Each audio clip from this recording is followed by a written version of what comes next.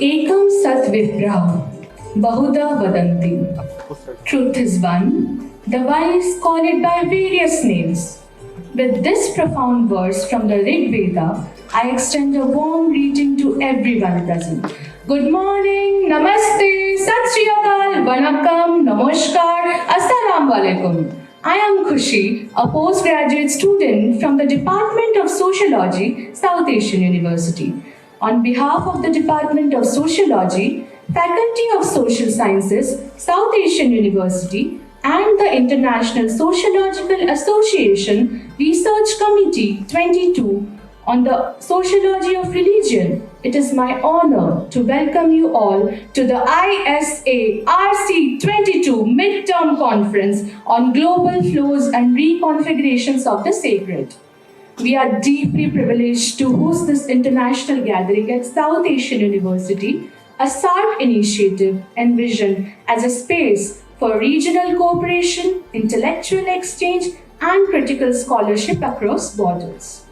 The inaugural session this morning brings together academic leadership from the International Sociological Association, South Asian University, and the Department of Sociology, whose guidance and intellectual commitment have made this conference possible.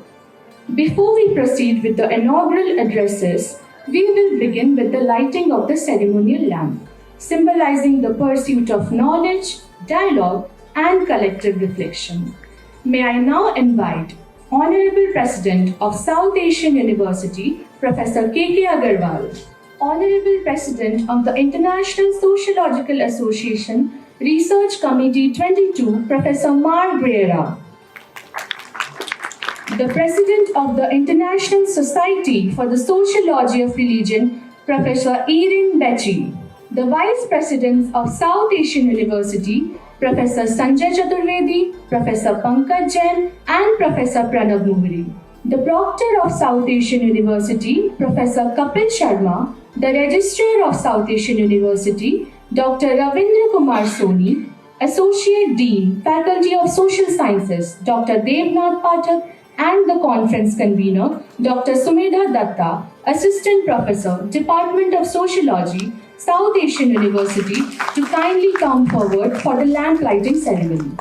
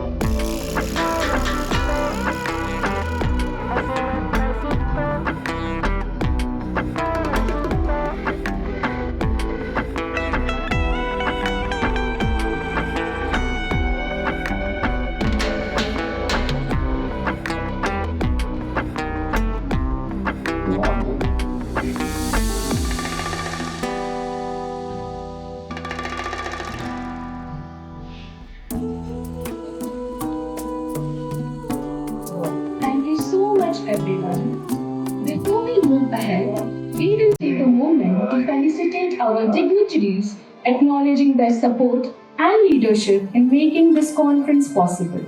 May I request Dr. Nath Pathak and Dr. Sumedha Dutta with Ms. Sonal Kaul, a postgraduate student from the Department of Sociology, to felicitate Professor Aggarwal, Professor Griera, Professor Becci, Professor Sanjay Chaturvedi, Professor Pankaj Jain, Professor Pranav Muhuri, Professor Kapil Sharma, and Dr. Soni.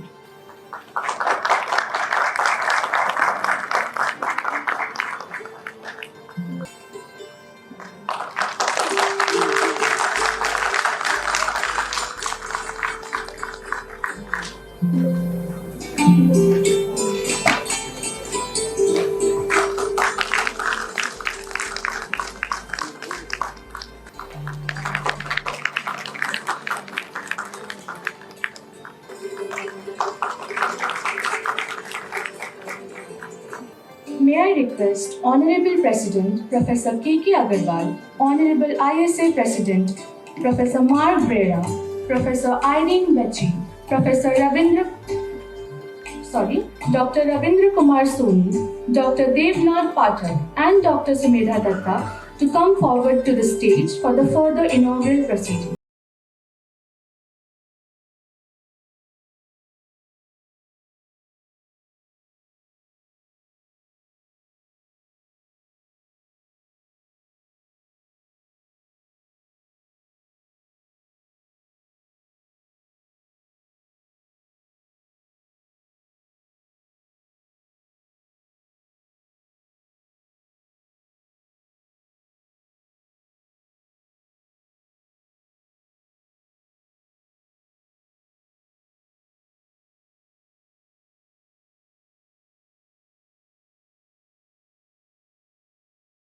We shall now commence the proceedings of the inaugural session. It is my privilege to invite Dr. Sumedha Dutta, Conference Convenor, Assistant Professor in the Department of Sociology at South Asian University and a board member of the ISA RC22 to kindly give her welcome remarks.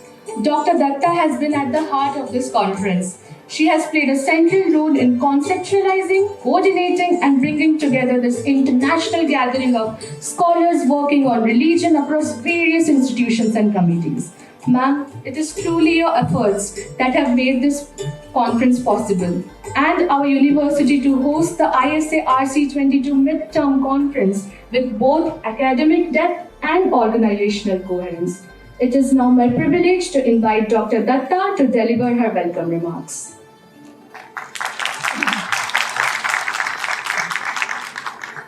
Thank you so much, Khushi.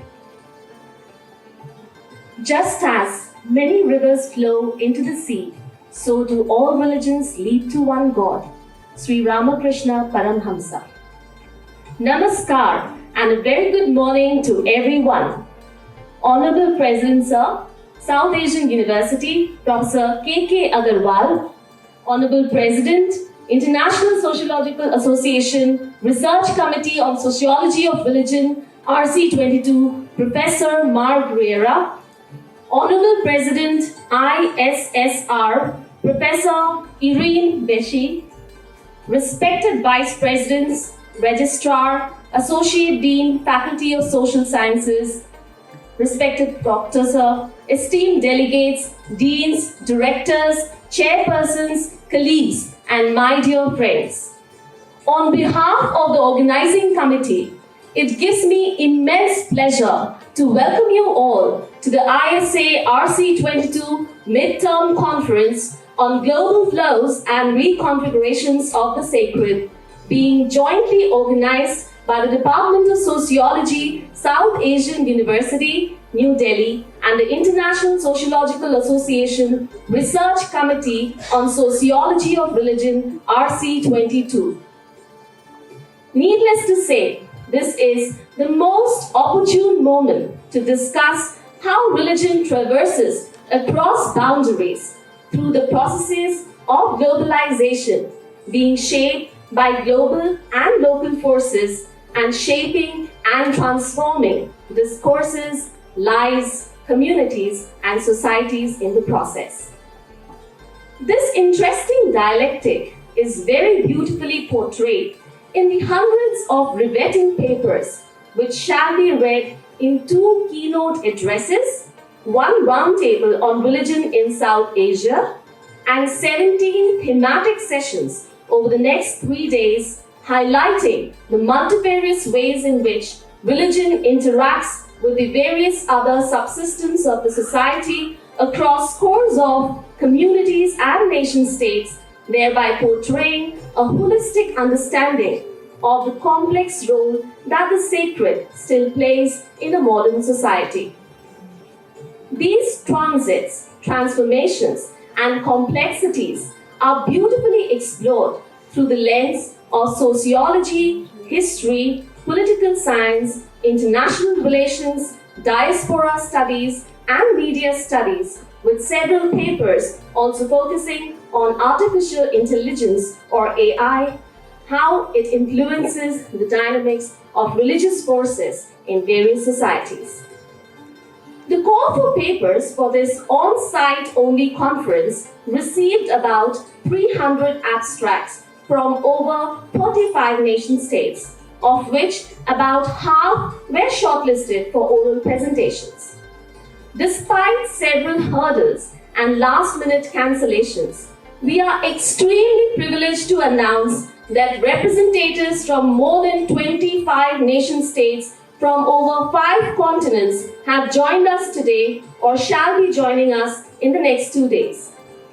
The participating countries include Germany, Norway, Mexico, Poland, Ireland, Spain, Iran, Switzerland, Kenya, Portugal, USA, Israel, Italy, Mongolia, Finland, Russia, Austria, Australia, France, Chile, Bangladesh, Nepal, Sri Lanka, Afghanistan, and of course, the host country, India.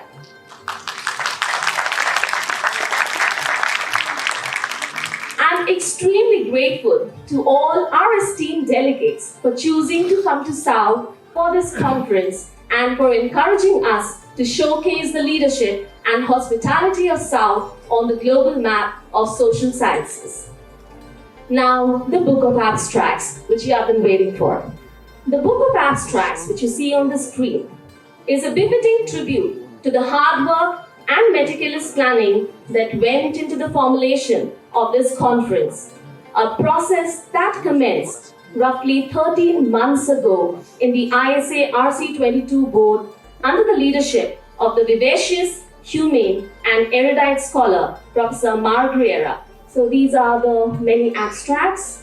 She has been the primary force behind the conceptualization, planning, and execution of this idea and deserves every credit for always encouraging and honing the skills of younger scholars such as myself, a trait that has actually become the hallmark of ISA RC22, arguably constituted of the most compassionate group of scholars of religion from across the world. A big round of applause for Professor Griera. The organization of this conference could only be possible owing to the visionary leadership of the Honorable President,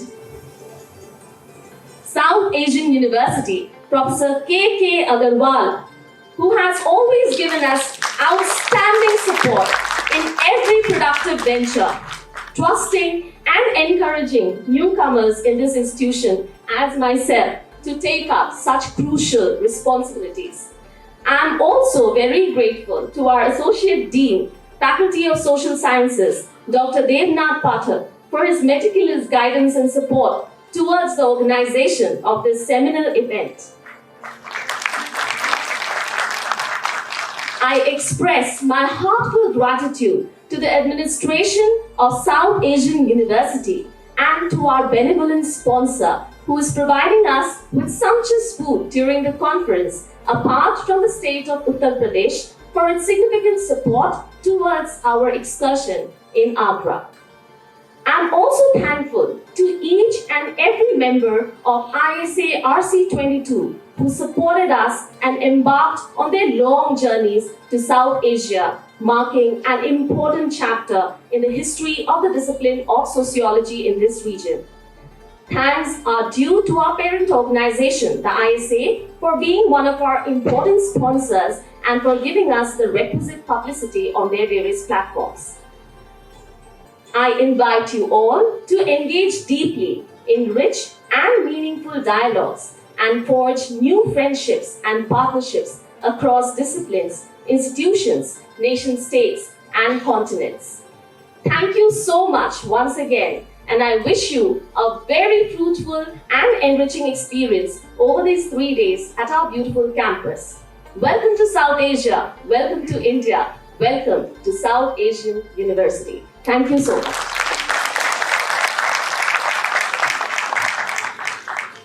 Thank you so much, Dr. Dutta, for those thoughtful opening remarks.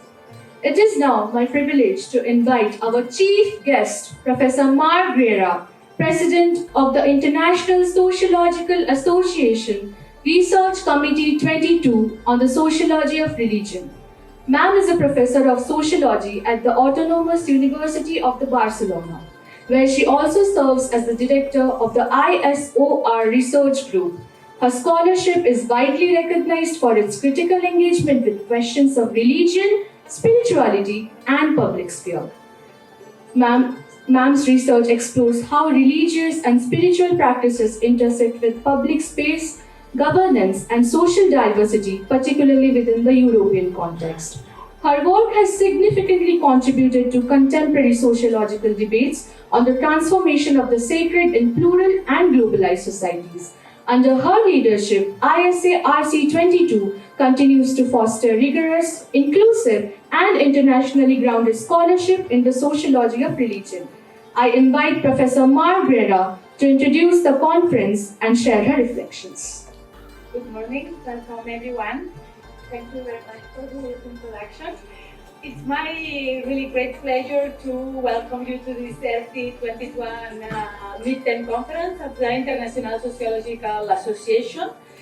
For those of you that doesn't know, the International Sociological Association is the biggest sociological association in the world with more than 6,000 delegates, and the RC22 is the committee devoted to the study of religion. It's a very lively committee with many people from around the world, and it's very important for us to have conferences in these different regions of the world. And to have the meeting here in New Delhi, it's particularly meaningful for us, and it's particularly meaningful for the sociology of religion and for our understanding of the contemporary world. A world that's contemporary, marked by transformation, global tensions, and in a world that sociology of religion needs to rethink its analytical tools and also think about how to understand how the world is changing. And I think that we are particularly grateful to be in India because India offers the powerful lens through which to think about religious complexity today, the coexistence of long-standing traditions and contemporary innovations, the entanglement of spirituality, politics, economy, and culture in many ways in which religion is lived in this country, negotiated and transformed in everyday life. Reflecting on religion in the context of India invites us to rethink established categories and to recenter an Eurocentric perspective. In a way, we need India to think about sociology of religion today because the discipline was too much focused on the history of Europe. And in dialogue with India, we need to rethink our categories and our analytical ideas. I think that this conference fully embodies the mission of the RC22. It wants to foster rigorous, plural, and open intellectual dialogue across theoretical traditions, empirical contexts, and academic cultures. And a time in which sociology is called upon to engage critically with pressing global challenges and to reaffirm its public relevances, spaces like this conference, are essential for collective reflection and meaningful exchange among colleagues of from different countries. Before going to the conference, I really need to, and it's kind of deep need, to express my heartfelt thanks to Sumedha Dutta. She is a member of the RC22 board and a central force behind the organization of this conference. Her tireless commitment, her remarkable ability to build bridges across academic communities, and her dedication to foster rich and inclusive intellectual debates have been crucial to make this event possible. She is also deeply appreciated by all the RC22 members. We are not all here today. The academic lives are difficult, travel is difficult sometimes, but all the board really appreciates her work, and she really embodied the spirit of generosity, collaboration, and scholarly engagement that defines our community. So it's really an honor to have you in our board, and thank you very much. And I also would like to express my sincere gratitude to the Honorable President of the University. Thank you very much for hosting us, for making things so easy, for helping young scholars like Sumedha to be able to organize a conference. I think that it's It's really important in our time where academic life is difficult, and especially as young women, you need to find new opportunities to have the support of the university, and also especially to the associate dean of the faculty, because I know that you are a great colleague and Sumedha. So thank you very much. I deeply appreciate your effort. So also thank you all the colleagues for coming, all the Indian colleagues, all the European colleagues, all Israeli colleagues, all of you for being here. And I really hope that these 3 days together are able to generate new friendships, new academic collaborations, and new engagements with the field. So, to finish my talk, I really hope these days in New Delhi will provide a space for stimulating discussions, meaningful encounters, and for a strengthening of academic and personal connections. So I wish you all a productive, inspiring, and intellectually rewarding conference, and I welcome you to be part of the RC22 community. Thank you very much. Thank you so much, Professor Griera, for your thoughtful and illuminating remarks. Your reflections have beautifully framed the intellectual direction of this conference. We now have the privilege of hearing a very special note by Professor Irene Becci, a full professor and chair of emerging religions and new spiritualities at the University of Lausanne, Switzerland, and president of the International Society for the Sociology of Religion. I invite Professor Irene Becci. Ma'am, we are truly eager to hear from you. Thank you, and welcome also from my side, although I am actually here for the first time, so it's not up to me. I'm very honored, really, to be here and have been invited to say a few words. And I think this connection we have between the International Society for the Sociology of Religion and the Research Committee of the International Sociological Association is exactly testifying how we understand the discipline of the Sociology of Religion with Professor Griera and here in India. That is that we need connections, we need to collaborate, we need to dialogue and exchange our viewpoints on the issue of religion, on the issue of religion intersected with all the other areas of social life and our societies. And I think for that reason it's interesting, and that I was asked to say a few words. It's only going to be very few words.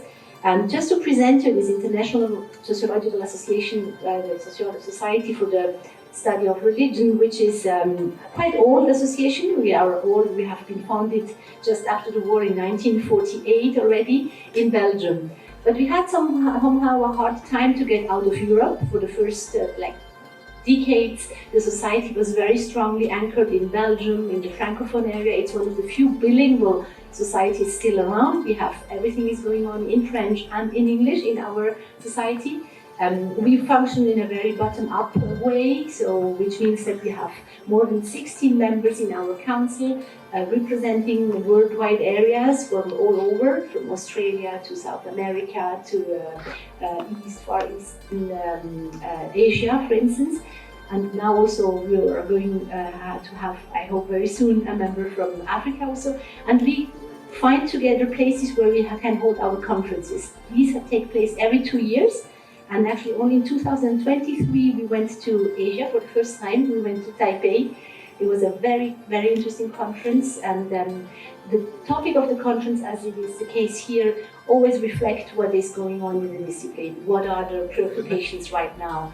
And it's also a very, very important event for our society, and also to be here to connect senior researchers with younger researchers, and we give a very big importance to younger researchers. We have, for instance, a prize for the best first articles that have been written by young scholars. We have a prize for the best book in sociology of religion. But as it's the case here, the sociology of religion always wants to show its important connections to the other areas of sociology. So we are in the idea that religion is intersected with work, with gender, with economy, with all the other areas of social life, and we have to dialogue together in order to have a larger understanding of sociology. And of course, in dialogue also with other disciplines. So we are totally open to have also anthropologists very strongly, political scientists, historians, and religious scholars all over. Just a few words, because we are having our next conference in more or less precisely 1 year. It's going to be on the 15th of February, and we will be in Buenos Aires. We are very happy to go. It's the first time we go to South America, and the whole local committee that is organizing the event is also very timely in the topic they have chosen, and we have discussed together, and the topic is Words at the Brink, Religion, Performativity and Future Making. So always, and I'm very eager to exchange and engage in the 3 days. I'm sure we will also exactly be on the same line in terms of considering religion, both an action, a practice, a thought, a cosmology, but also potential for more sustainable, let's say, future making. So thank you very much for this welcoming and for the connections, and I'm very, again, happy to be here, first time for me in India, and happy to connect with scholars during these 3 days, and to be really the testimony of this link between associations and worldwide connections. Thank you very much. Thank you so much, ma'am, for your valuable insights. It is now my honor to invite the Honorable President of South Asian University, Professor K.K. Aggarwal, to share his remarks. Sir, we can't wait any longer to hear the pearls of wisdom. No one would do justice to introduce the enormous scholarship, leadership, and towering personality of our President. As a young student, I shall, however, take the liberty of sharing a very few words from my heart. Under Professor Aggarwal's leadership, South Asian University has continued to strengthen its commitment to academic excellence, interdisciplinary inquiry, and international collaboration. Trained in engineering and computer sciences, but known to us far beyond disciplinary boundaries, sir, you are truly a polymath of our times. And trust me, sir, when you speak, even a sociology student takes notes. Because of your support, the university has been able to host such a grand conference. Dear sir, you have truly helped us in unimaginable ways. May I now request Professor Aggarwal to address the gathering. Thank you, Becci, for the introduction. I'm very happy this morning to see that the university is able to host a very good committee of one of the largest institutions in the world. Professor Griera, Professor Irene, Becci, my colleagues from the university, Professor Pathak, Dr. Sumedha, and my colleagues in the audience, and very distinguished delegates from 25 countries in the world. Friends, I'm so happy this morning because I find the confidence in a faculty of the university, which is less than 1 year here, to get the courage and confidence to invite so many personalities of the world to this university. That confidence makes me believe we can have many such gatherings in the near future, and I'm sure we will. Professor Griera told that this is the largest sociological society, I will say, with about 6,000 delegates. So normally every general body meeting will be attended by 10% or so. So we will request you to plan the next big gathering at SCU, and we can easily within a year we can easily have a hall to host 750 or 800 delegates for this conference. So consider that as the next step, and we'll be very happy about it. This sociological association, as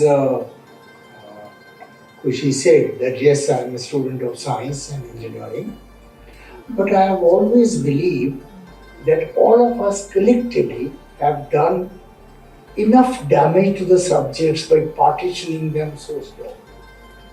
And I think time has come where we debate on topics like science of sociology or sociology of science. Because unless we do that, we are missing something which we should not have missed. And I very strongly believe in this. I was reading the people are now writing books on science of innovation.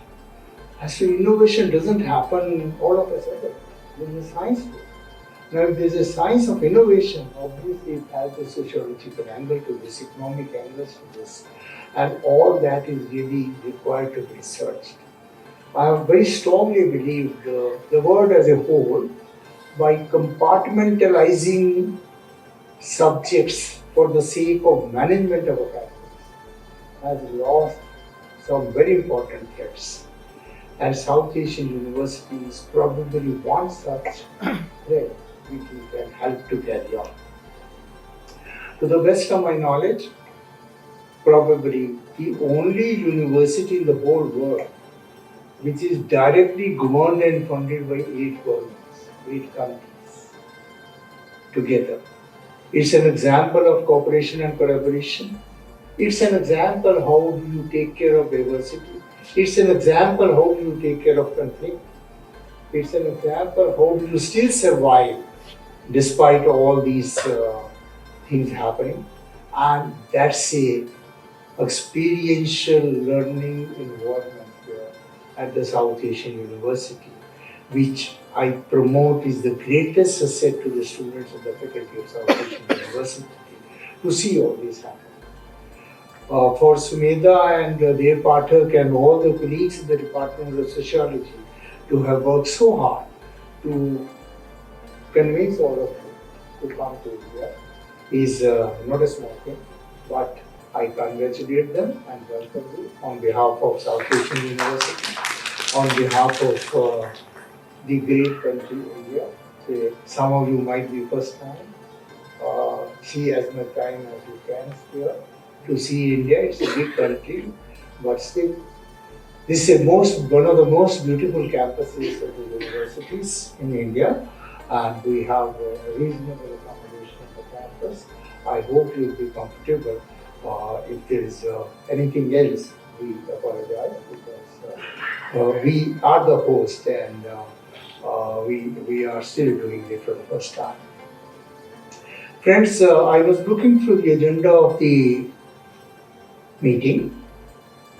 Holding such a meeting in India is very, very important because India is very closely associated with host of many religions, and to host this conference where many religions emerged makes a lot of sense. And when I was going through the topics of this conference, I found that you are debating something very, very interesting. You are debating about space, faith, conflict, sort of coexistence, rural society, emotional practices, conflict resolution, so on and so forth.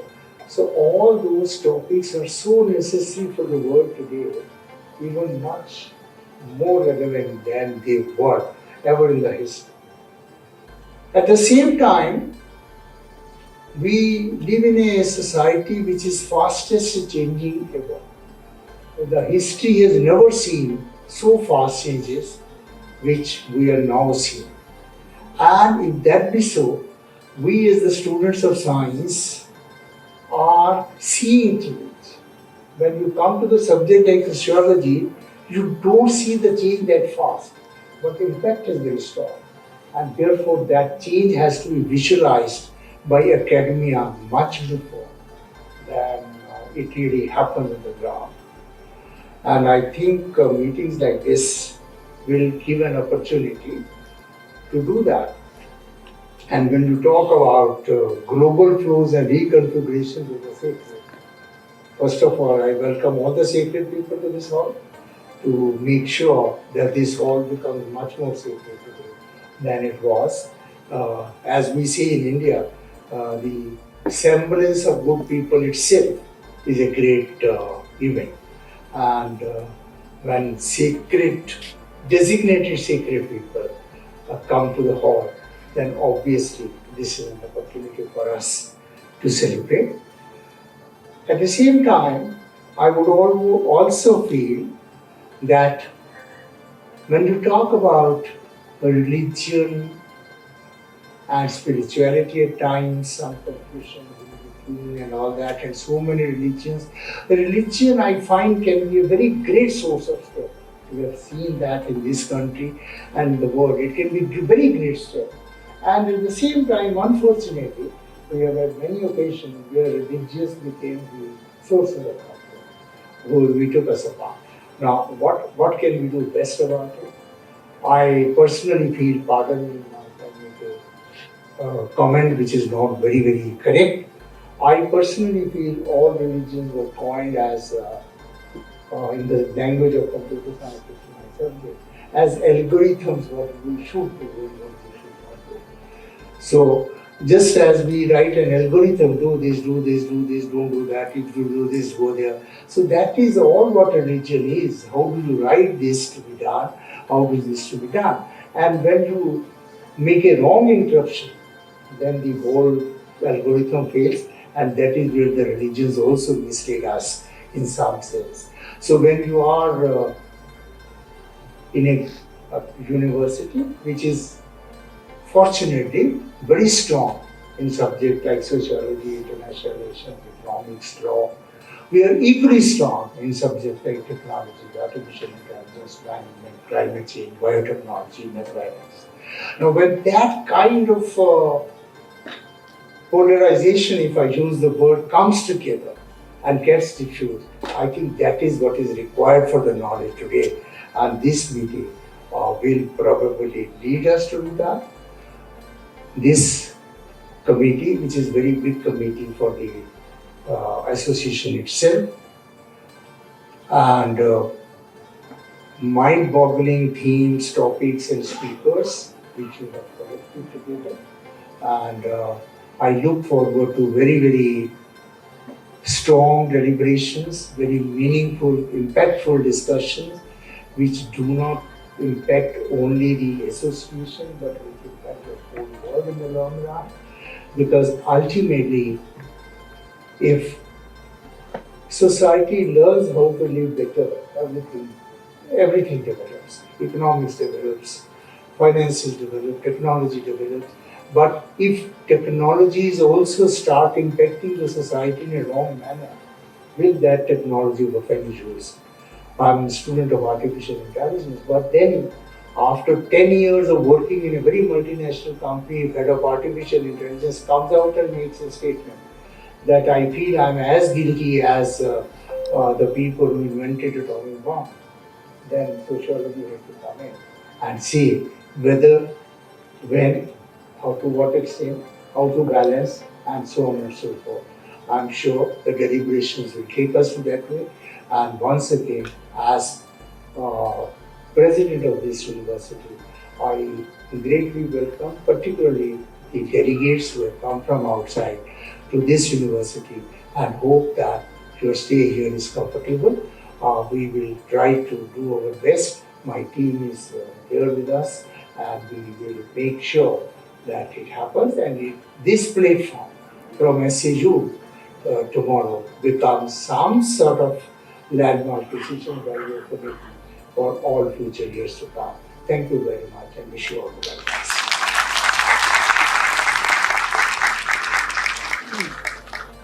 Thank you so much, sir, for your encouraging and thoughtful words.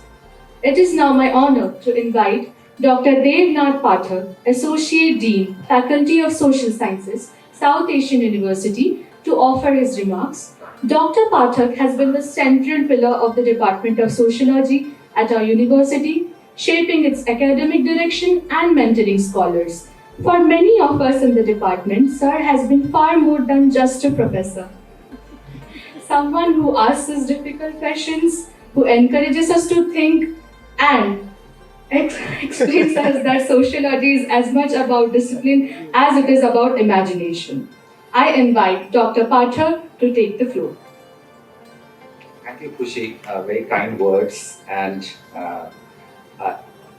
let me confess, I'm very, very overwhelmed. Having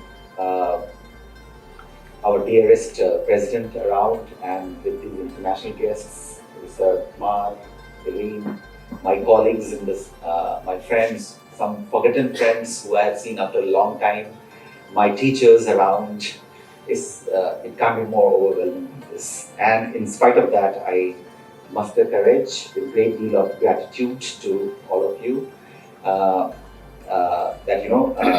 Courage to put few words about the way I approached this conference and the way the conference offers a great deal of possibilities for all of us.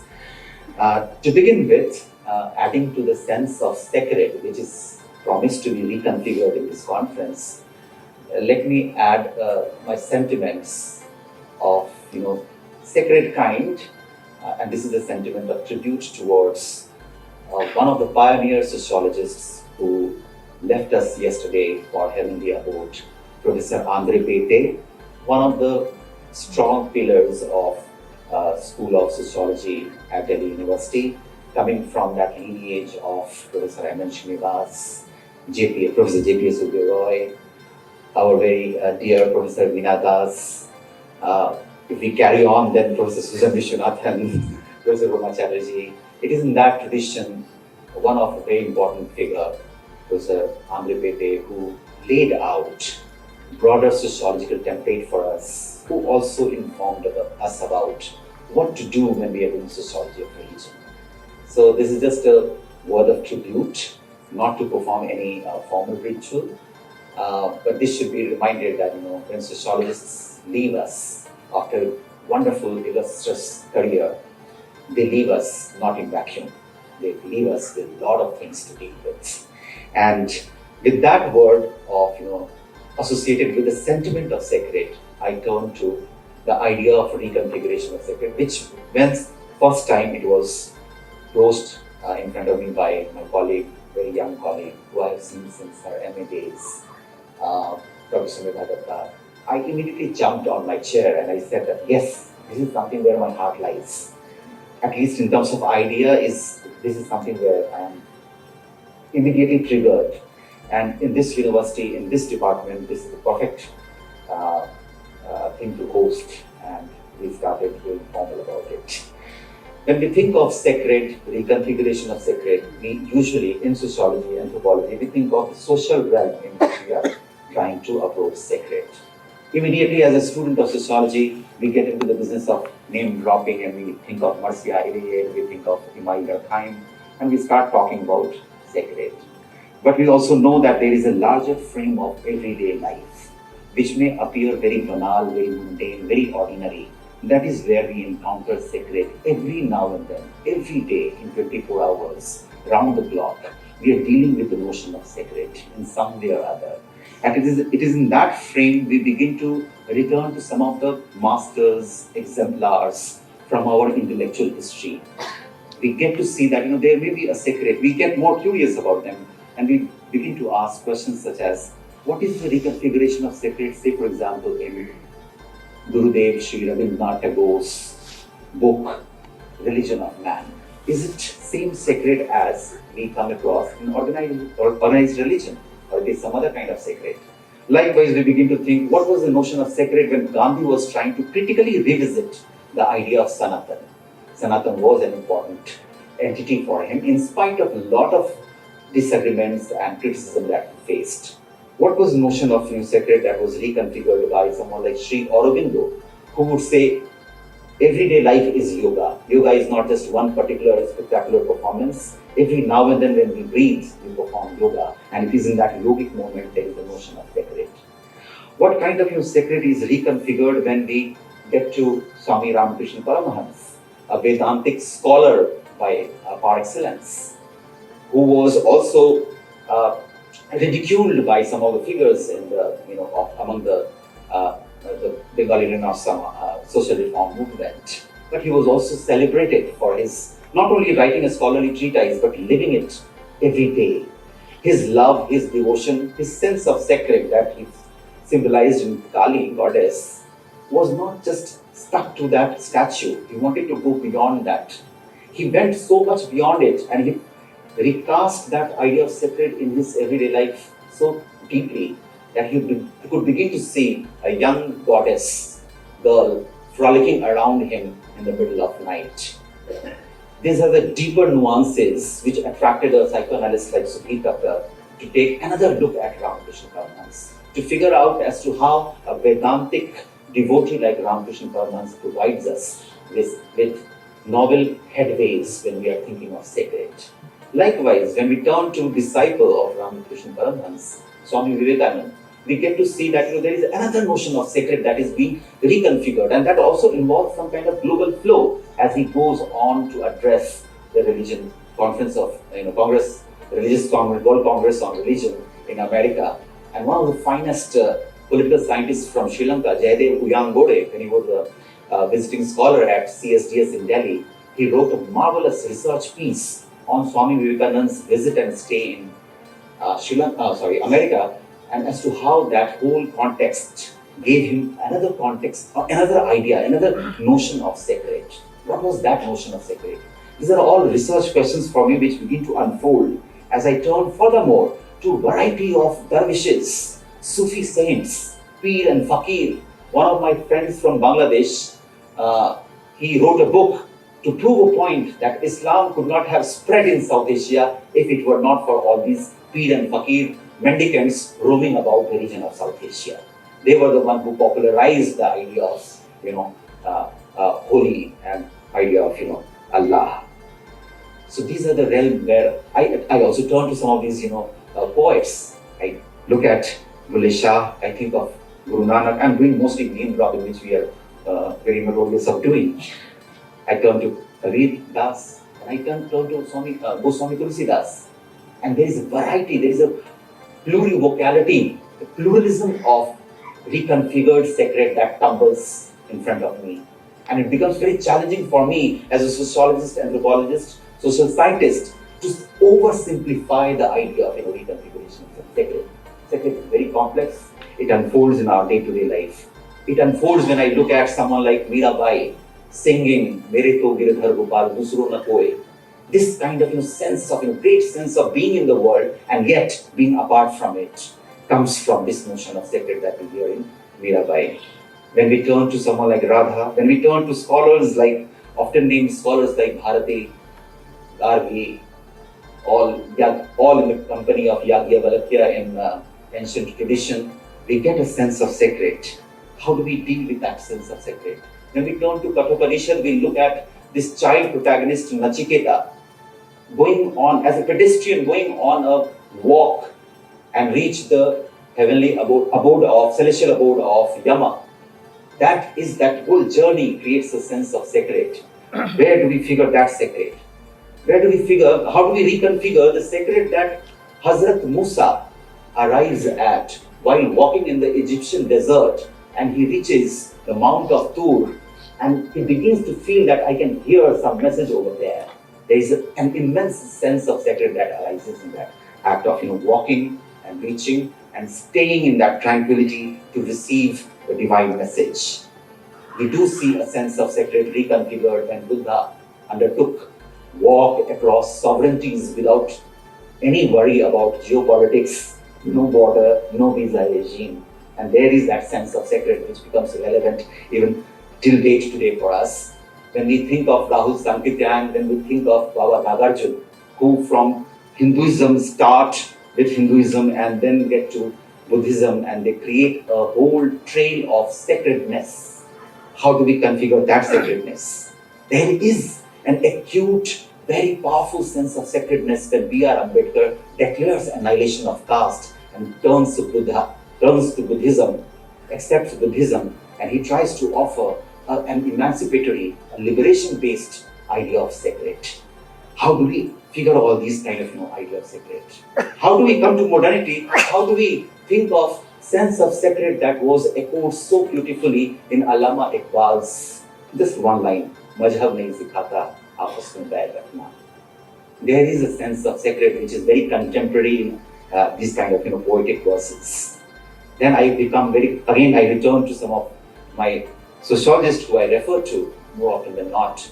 I look at Viravati Karve and I think what sense of sacred she is trying to regenerate while she's revisiting the Mahabharata, when she's talking about the Hindu society, is there a sense of sacred, a critically developed sense of sacred that she was trying to create for us? I turn to my teacher, Professor Susan Vishwanathan, and I get a sense of sacred when she engages with Ramana Maharshi.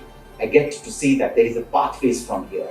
I turn to my teachers, Professor Singh here, I turn to many other teachers of mine, and I get a sense that there is a persuasion. I turn to Professor Andre Bete and I see that there is a persuasion that you need to perpetually rework your intellectual framework to reconfigure and to comprehend the reconfiguration of this sense of sacred. With this note, I again get back to my basic idea that sacred is encountered in mundane everyday life. And that is where I feel that in that mundane everyday life, when I wake up, when anybody wakes up, when we go to sleep, in between that whole hours and hours, what are we left with? What is the sacred that is guiding us? And I'm reminded of one of the medieval poets, Jalaluddin Rumi, who would write this very famous poem on breath, only breath. And he would say, very radically, a radical reconfiguration of sacred here. Not Christian or Jew or Muslim, not Hindu, Buddhist, Sufi or Zen, not any religion or cultural system. I am not from the east or the west, not out of the ocean or up from the ground, not natural or ethereal, not composed of elements at all. I do not exist. I am not an entity in this world or the next, did not descend from Adam or Eve or any origin story. My place is placeless, a trace of the traceless, neither body or soul. I belong to the beloved. I belong to the beloved, have seen the two worlds as one, and that one fall to and know. First, last, outer, inner, only that breath, breathing human being. And I see a very profound idea of sacred inherent in it. And if I do not believe Rumi, then I turn to my diary and I take note of this last bit from my everyday life. On 30th December 2025, with my kids at day prayer, I told them that see, here comes Alakananda and here comes Bhagirathi. These two rivers come together and they form Ganga. This is how your mother and father met. And no matter what politics of time tries, how much it tries to separate the two after Ganga is formed, it will not succeed. Politics of time can only threaten, it will not succeed in creating divorce between the rivers of faith. Thank you.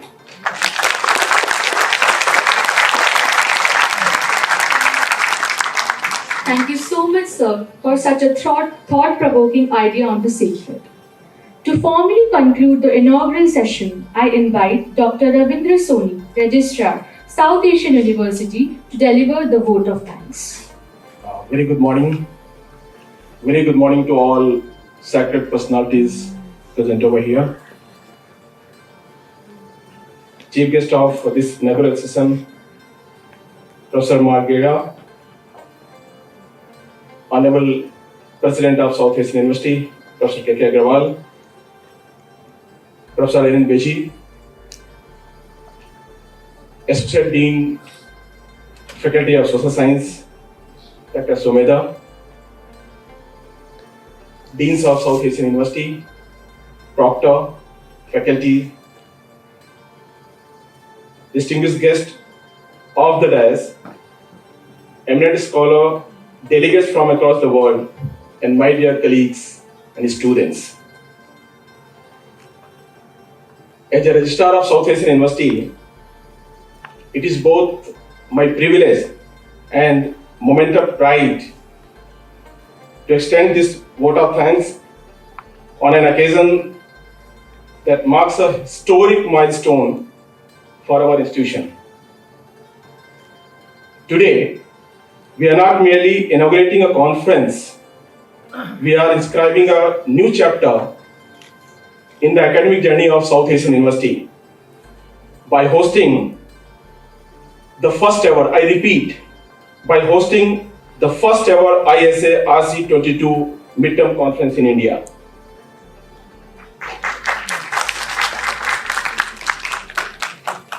The first time this conference is being hosted in India, in fact, and by Southeastern University. I'm so proud. We are deeply honored, Professor Griera, Chief Guest, by your presence as President of ISSR 2022 and Director of ISSR. Your leadership has been instrumental in advancing global sociological dialogue. Your association lends immense prestige to this gathering.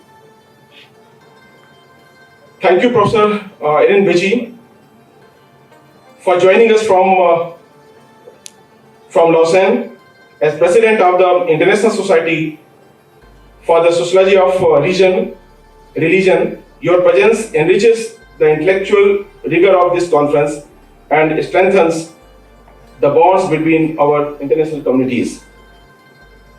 My gratitude to Honorable President Professor K.K. Aggarwal. We remain indebted, sir, to your visionary guidance and unwavering support, which have made it possible to Southeastern University to host an event of such international significance. Friends, we have 3 presidents of different organizations sitting on the dais. Highly thankful to all the 3 presidents here.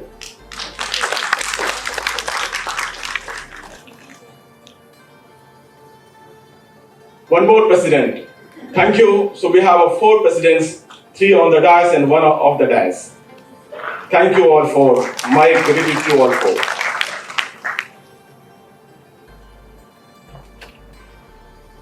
My heartfelt appreciation goes to Dr. Nath Pathak, Associate Dean, Faculty of Social Science, and Dr. Sumedha Dutta, the young faculty, joined just within a year, and she's a conference convener at ISSR RC22 and board member.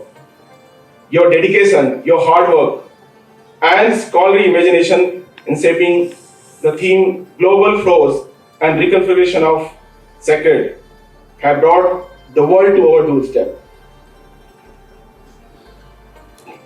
In fact, this conference is an outcome of collective sadhana, a sustained and devoted effort. Thanks a lot to our respected vice presidents who are not here, in fact, but they supported like anything, our learned deans, and thanks a lot to all faculty members across departments for nurturing an environment of academic excellence. Thanks to my all officers and officials, those who are working behind the curtains. Your meticulous planning and from clearances to logistics has been the backbone of this endeavor. We are privileged to have with us eminent scholars such as Professor Susan Viswanathan, Professor Renuka Singh, whose presence inspires and elevates this gathering. Delegates are from more than 25 countries.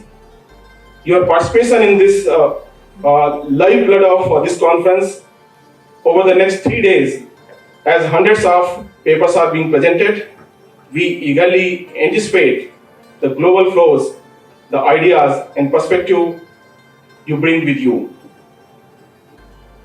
Thanks to all student volunteers. Without you, we cannot organize any conference, any program in this university. Highly thankful to you and thankful to Khushi even. The International Sociological Association, founded under UNESCO in 1949, perhaps 48, sought to foster global understanding through dialogue. Today, at Southeast University, we carry forward the legacy with renowned vigor. I wish you 3 days of stimulating deliberations and memorable stay in New Delhi and very comfortable stay in Southeast University. Thank you all.